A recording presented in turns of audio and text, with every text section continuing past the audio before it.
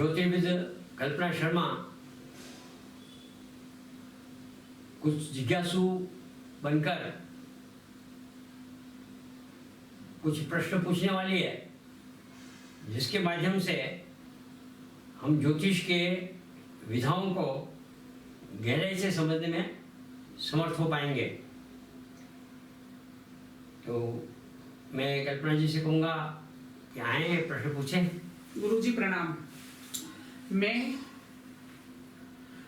ज्योतिष के बहुत सारे हमारे जैसे विद्यार्थी हैं। ज्योतिष सब्जेक्ट ऐसा है जिसमें पूरे जीवन भी अगर आप सीखो तो कम है, तो हम लोग वर्ग कुंडली के बारे में सही से फलित नहीं कर पाते हैं। तो आज आप नवमांस से शुरू करके बता दें कि किस तरीके से नवमांस का फलित में महत्व है। पहली बात तो वर्गों की आवश्यकता क्यों पड़ी, वर्ग क्या है, और फिर नवमांस कुंडली को कैसे देखा जाए। अखिलेश जी ने प्रश्न पूछा था, उस समय मैंने ये बताया था कि राशि, भाव और वर्ग तीन भिन्न भिन्न वस्तुएं हुआ करती है। इसको मैं आपको पहले समझाते हुए आगे बढ़ते हैं।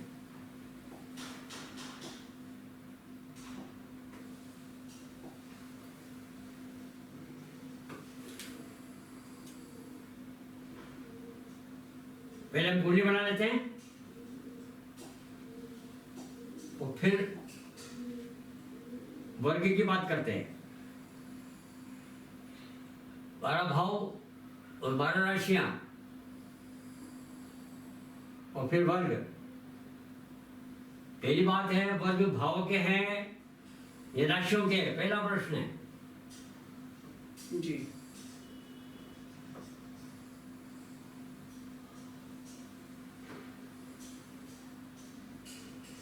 ये कुंडली बनती है जिसके 12 खंड बन गए हैं।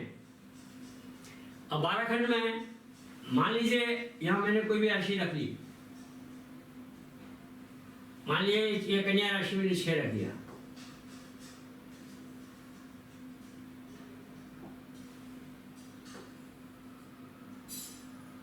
ये कन्या राशि 6 राशि।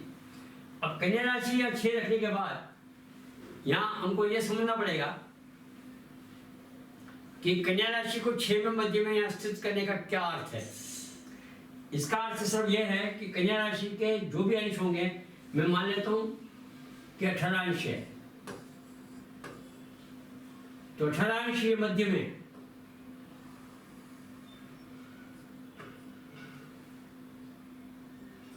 अब इधर कितने अंश हैं, इधर कितने अंश हैं, यहां से लेकर यहां तक के अंदर है या बाहर इधर निकल रहे हैं या इधर निकल रहे हैं, ये पहली बात है जो मैं पहले समझा चुका हूं। राशि 30 अंशों की हुआ करती है। एक राशि होती है। अब मैं नवमांश पर आता हूं।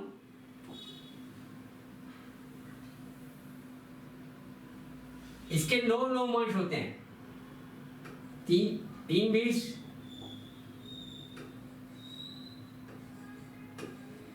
6 40 10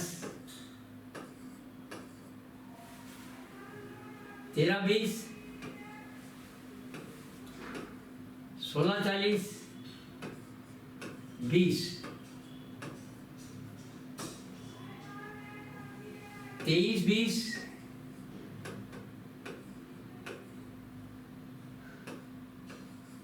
26 40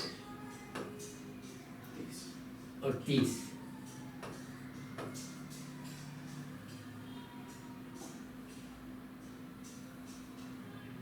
अब ये नवमांश हैं।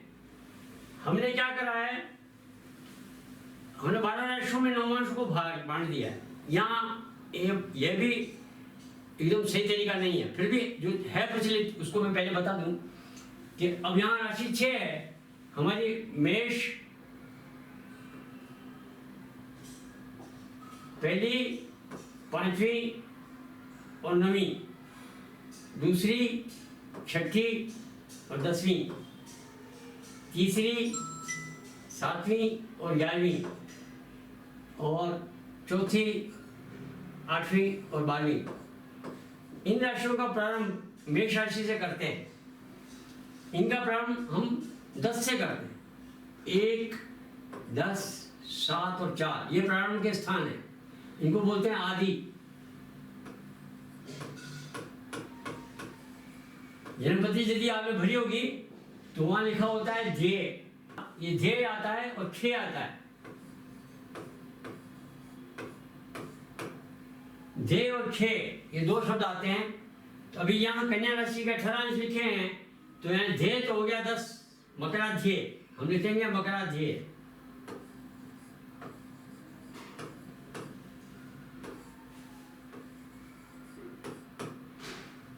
और 6 18 है, तो 3 20 18 आ रहा है इसके भी अंदर। पहला, दूसरा, तीसरा, चौथा, पांचवा, छठा, 18 इसके अंदर आता है। इससे ज्यादा, इससे कम, तो ये छठा आएगा। और गिनती करेंगे 10 से, मकर से, तो 10, 11, 12, 1, 2 और 3। तो यहाँ इसका मध्य आया 3, हम यहाँ 3 लिखते हैं।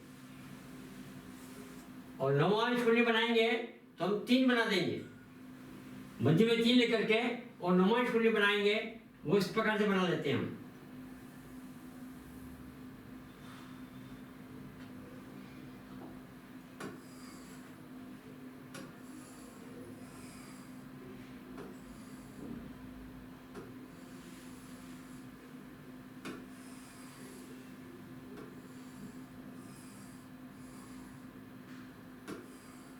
हम यहाँ 3 लिख देते हैं, या 4 लिख देते हैं, या 5 लिख देते हैं, या 6 लिख देते हैं, 7 लिख देते हैं, 8 लिख देते हैं, 9 लिख देते हैं, 10 लिख देते हैं, 11, 12, 1 और 2।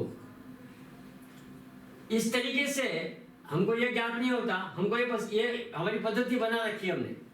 इसमें सिर्फ हमको राशियों का पता लगता है कि कौन ग्रह किस राशि में है, भाव का पता नहीं लगता है।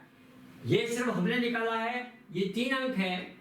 ये लग्न का मध्य का नवांश है ये वाला, बाकी नवांश भावों के हिसाब से नहीं है। और लोग बाग इसको, इसका नवांश में 4था भाव, नवांश में 5वां भाव, नवांश में 6ठा भाव, ये बिल्कुल भ्रांत धारणा है। इन धारणाओं को हमको स्पष्ट रूप से समझना चाहिए। इस प्रकार से ये नवांश नहीं है। एक बात और समझें कि वस्तुतः ये किस प्रकार से है, और हमको क्या क्या तत्व लेने चाहिए, कैसे लेने चाहिए, और किस प्रकार से विवेचन करना चाहिए, इसको मैं आगे समझाता हूँ, ध्यान से समझिएगा।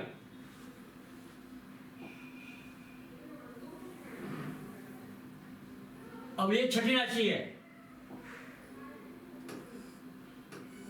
ये मैंने छठी राशि बनाई, इसको मैं छठी राशि बोल रहा हूं, और इसके हमने 9 भाग कर दिए।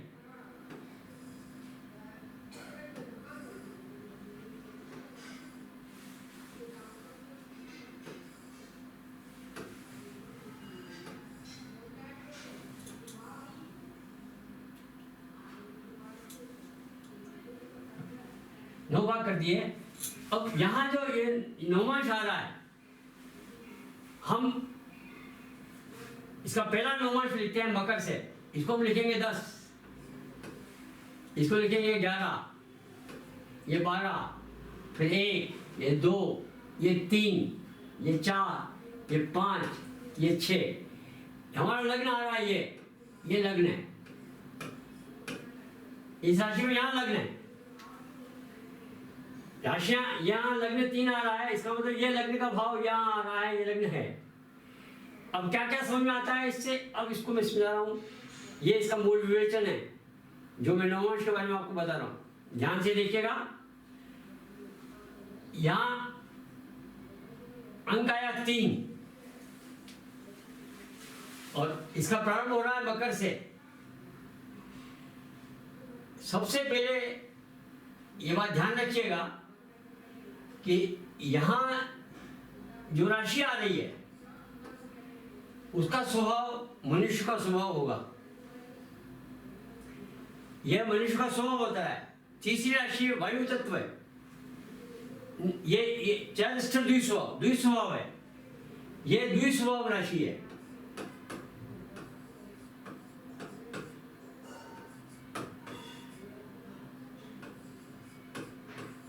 तो पहली बात है कि व्यक्तित्व द्विस्वभाव वाला होगा, द्विस्वभाव का क्या अर्थ है, ये भी समझना आवश्यक है। द्विस्वभाव का अर्थ होता है चर, स्थिर और द्विस्वभाव। चर का मतलब गतिमान, वेरी एक्टिव। स्थिर का मतलब स्थिर। अब स्थिर का क्या मतलब, स्थिर मस्तिष्क वाला। चर का मतलब गतिमान, शारीरिक रूप से भी मानसिक रूप से भी। मानसिक रूप से चर का मतलब अस्थिर मस्तिष्क वाला, गतिमान का मतलब एक्टिव। अब स्थिर का मतलब एक तरीके से काम करने वाला शारीरिक रूप से, और मस्तिष्क से गंभीर और स्थिर मस्तिष्क से काम करने वाला। द्विस्वभाव का क्या अर्थ है, द्विस्वभाव में दोनों प्रकार की प्रकृतियां हैं। वो गतिमान भी है, विचारों में परिवर्तन भी उसका आता है। तो इस व्यक्ति में द्विस्वभाव होने के कारण विचारों का परिवर्तन भी होता है। कई बार लोग बात कहते हैं कि द्विस्वभाव राशि का कोई व्यक्तित्व होता है तो उसकी तलाक हो जाता है। ये धारणाएं गलत है। द्विस्वभाव का मतलब यह नहीं है कि स्वभाव रोज बदलता रहता है, परंतु स्थिर उसका जो स्वभाव है किसी समय तो बचपन जैसा होता है, किसी समय गंभीर जैसा होता है। बच्चों के साथ बच्चों जैसा हो जाता है, बड़ों के साथ बड़ों जैसा हो जाता है। वो अपना व्यवहार बदल सकने की ताकत रखता है। यह बड़ा अच्छा गुण होता है। हर एक स्वभाव में अपना अपना व्यक्तित्व होता है। अब द्विस्वभाव वाला व्यक्तित्व परिस्थिति के अनुसार अपना स्वभाव बदलने की ताकत रखता है। तो इस व्यक्तित्व में अपना स्वभाव बदलने की ताकत रहेगी। तो समझ में आया कल्पना जी? बिल्कुल। अब इसके बाद बताता हूं। एक तो आया स्वभाव, दूसरा प्रकृति। अब इसकी प्रकृति यदि देखेंगे हम तो ये वायु तत्व है।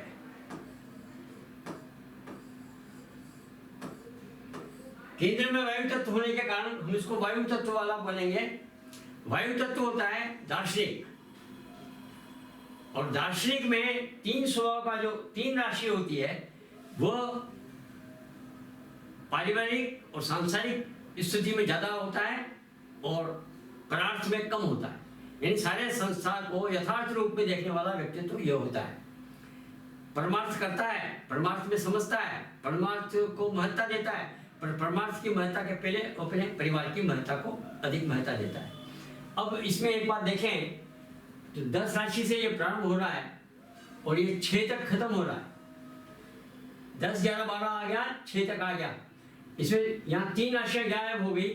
10, 11, 12, 8, 9, 10, 7, 8, 9। यहाँ 7, 8, 9 राशियां गायब है। इस नवमांश में 7, 8, 9 गायब है। 7, 8, 9 ये 3 प्रकार की प्रकृतियां इसमें से गायब हैं, और ये तीनों मध्य की स्थितियां हैं। यानी जो प्रकृति है उसमें से इस भाग ये परिपक्व अवस्था वाला होता है। तो परिपक्व अवस्था वाले पहले आ गए और इसके प्रारंभ वाले आ गए। मध्य वाले जो ये ग्रह हैं ये राशियां गायब हो गई। इसका अर्थ है कि एक तो इसमें परिपक्वता होगी और बचपना होगा। बच्चों के साथ बच्चों जैसा, परिपक्वता के परिपक्वता। परंतु मध्यम स्थिति देखी जाए जहां मात्र गंभीरता की बात होगी तो वो वहां भी ऐसी मजाक कर डालेगा। यह तत्व इसका कमजोर रहेगा। अब यह बात समझने के बाद हम कुंडली का विश्लेषण करेंगे। इसकी व्यक्तित्व को समझते हुए तो हम कुंडली का विश्लेषण सही कर पाएंगे। इस प्रकार से नवमांश के भाव को समझने वाले बहुत कम लोग हैं जो उससे व्यक्ति की प्रकृति और व्यक्ति के स्वभाव को समझें, और कौन सी प्रकृति कितने भाव में अंदर है और कितनी नहीं है ये समझने के बाद रहती है। कौन सी चीज गायब होगी, ये चीजें गायब है, ये रह गई, तो कौन सी जो गायब है वो उसके व्यक्तित्व से गायब होने वाली है, और जो है वो व्यक्तित्व में आने वाली है। और ये अब यहाँ भी ये भाव है। इस भाव के मध्य में ये सब के सब नहीं आए। यहाँ से लेकर ये अगला यहाँ जो है, अब देखो इस 6 के बाद यहाँ राशि आएगी, 7 राशि आए, 7, 8, 9 आएगा। परंतु 7, 8, 9 ये इसके अंदर एक ही आएगा या वो आएगा। यहाँ 6 अंक है कन्या राशि, तो कन्या राशि का नहीं तुला राशि का आ जाएगा। तो तुला राशि का कुछ भाग लग्न में है और कुछ भाग नहीं है। तो उस प्रकार से भाव राशियों का विभागीकरण इसलिए किया जाता है कि हम जो लग्न है मैं वापस पीछे जाता हूं, क्योंकि इसकी महत्ता की बात पूछी गई थी। अब ये 18 अंश का है, ये 2 अंश का भी हो सकता था और 28 अंश का भी हो सकता था। अब 6 राशि का लग्न 2 अंश का हो, 28 अंश का हो, हम तो बोलते हैं लग्न कन्या लग्न राशि बुध मालिक है। अब बुध मालिक है, यहाँ भी समस्या आती है, बुध मालिक कब कहाँ तक का मालिक है? इसके मध्य भाग का मालिक रहेगा, साइड में मालिक रहेगा। अब यहाँ से तुला राशि हो गई, यहाँ का मालिक कौन हो गया? शुक्र हो गया। कहाँ शुक्र, कहाँ चेंज हुआ? ये चेंज कोई आकाश में कोई लाइन है या दीवार खड़ी हुई नहीं है, परिवर्तन धीरे धीरे हुआ करता है। तो यहाँ मध्य में जो प्रभाव है वो ज्यादा रहता है। तो कन्या राशि का जो स्वामी बुध है वो मध्य तक प्रभाव ज्यादा रखता है। यहाँ जैसे जैसे जाएंगे तो तुला राशि का प्रभाव बढ़ जाएगा, यहाँ जैसे जैसे जाएंगे तो सिंह राशि का प्रभाव बढ़ जाएगा। तो एक ही राशि के अंदर जैसे ये हम वर्ग इसलिए करते हैं कि यहाँ डिफरेंशिएशन आ जाता है। 2 डिग्री का होगा तो क्या होगा, 28 डिग्री का होगा तो क्या होगा। तो 28 डिग्री का 2 डिग्री का, इसलिए कई बार ज्योतिष में ज्यादा अंश होने पर हम मानते हैं बराबर परिपक्व हो गया। ऐसा नहीं है, इसको स्पष्ट रूप से समझना चाहिए कि इसका जो मध्य भाग है उसका स्वामी बुध माना जा सकता है। इधर का स्वामी बुध नहीं रहेगा, बुध रहेगा परंतु उसमें मिश्रित भाव आ जाएगा, तुला का भाव आ जाएगा, इधर सिंह का भाव आ जाएगा, इधर सिंह का भाव आ जाएगा। तो आपको समझना पड़ेगा लग्न की तरह खिसका है, और ये खिसकने का जो स्वभाव है हम नवांश में अधिक देख सकते हैं, क्योंकि हर 3 डिग्री पर ये नवांश बदल रहा है। 9 टुकड़े कर दिए, तो 9 टुकड़े करने के बाद हम इसके स्वभाव को गहराई से नाप सकते हैं, गहराई से समझ सकते हैं। इसके लिए हमने वर्ग बनाए हैं और ये वर्ग कुंडली देखी जाती है। और साधारणतः क्या होता है कि वर्ग कुंडली की समझ जो है ये ज्योतिषी नहीं समझते हुए इसको भाव कुंडली की तरह समझते हुए इसका विश्लेषण कर डालते हैं, दृष्टियां भी देख लेते हैं, भाव भी देख लेते हैं, और फिर बड़े बड़े विवेचन भी कर डालते हैं कि नवांश बड़ा कठिन है, ऐसा है वैसा है। हंसी आती है। वास्तविकता से दूर जब विषय का विवेचन होता है तो लगता है कि ये विवेचन किसका हो रहा है? ये विवेचन उस चीज का हो रहा है जो चीज है ही नहीं। तो हर अच्छे ज्योतिषी को अच्छे प्रकार से समझना चाहिए कि वर्ग क्या है, नवमांश क्या है, या और कोई वर्ग है वो क्या है, उसकी क्या महत्ता है, और कब और क्यों किसके लिए देखा जाए। अब इसका अगला प्रश्न था, उसका उत्तर मैं आज नहीं दे पाऊंगा क्योंकि वो लंबा हो जाएगा, कि हमने सप्तम भाव को देखना हो या दशम भाव को देखना हो या पंचम भाव को देखना हो, उसमें हम क्या करेंगे। तो उस समय सिर्फ हम इतना ही बता देता हूँ, दशम को देखना है तो दशम मध्य का नवमांश देखिए, सप्तम मध्य का नवमांश देखिए, पंचम मध्य का नवमांश देखिए। परंतु खाली नवमांश से काम नहीं होगा, वहाँ आपको दृष्टिकोण भी देखिए और दृष्टिकोण से अंदाज लगाइए यहाँ किस किस का प्रभाव बढ़ रहा है। दृष्टिकोण से आपका इस प्रभाव का पता लगता है, ये प्रभाव क्षेत्र कौन सी राशियों का है, और नवमांश से पता लगेगा कि पॉइंटेड कौन सा प्रभाव अधिक से अधिकतम है। तो वो नवमांश से विशेष पता लगेगा। ये आपको आजीविका का पता करना है, विवाह का पता करना है, संतान का पता करना है, तो दृष्टिकोण और नवमांश को यदि जोड़ करके करेंगे तो अधिक अच्छे फल आप प्राप्त कर सकेंगे और सही निर्णय ले पाएंगे। खाली एक नवमांश से या खाली एक दृष्टिकोण से वो निर्णय इतने परफेक्ट नहीं हो पाएंगे। और कोई बात, एक प्रश्न और गुरुजी, कि ये लिखा जाता है कि नवमांश कुंडली जीवन साथी। हाँ,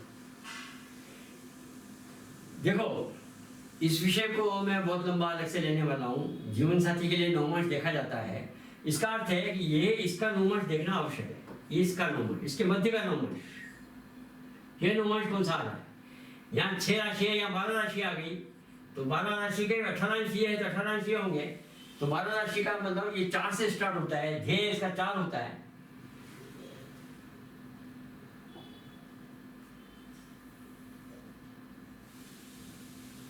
चार 8 12 का ध्येय 4 होता है, और 4 से ये 20 राशि 4 5 6 7 8 9 धनु राशि का हो गया। तो ये धनु राशि का हो गया, तो जीवन साथी मिलनसार मिलेगा। ये तो पहली बात। दूसरी बात, अब ये गुरु जहां बैठा है, गुरु कहीं भी बैठा है, वो जिस किसी स्थान पे बैठा है उसके नौमान से कितना दूर है, जितना दूर होगा विवाह उतना दूर होगा, क्योंकि ये इसका स्वामी गुरु है। और गुरु जो इसका स्वामी है वो जिस भाव में बैठा है उसके मध्य के नौमान से वो कितना दूर है, अर्थात उससे अधिक अच्छा देखना है तो केंद्र के नौमान से कितना दूर है, उसके अनुसार आप इसका विवाह का समय निर्धारित कर सकते हैं कि वो समय कब विवाह करेगी। ये स्पष्ट इससे निकल आता है। इसके बड़ा विवेचन लंबा है, उसको मैं शॉर्ट में नहीं बता पाता, मैं संक्षेप में भाव बताया है कि इस प्रकार से निकाला जाता है। मैं सोचता हूँ कि इस विषय को मैं आज यहीं समाप्त कर दूँ। आप लोगों ने ध्यानपूर्वक इसको सुना होगा और विषय को जितना गहराई से समझेंगे ज्योतिष आपको उतना अच्छी तरह से समझ में आएगी। मैं कल्पना जी को धन्यवाद देना चाहता हूँ, आज आई और अपनी जिज्ञासा यहाँ प्रकट की और उस जिज्ञासा के अनुसार हम कुछ आगे चल सके, इसके लिए इनका भी धन्यवाद और आप सबका भी धन्यवाद। नमस्कार।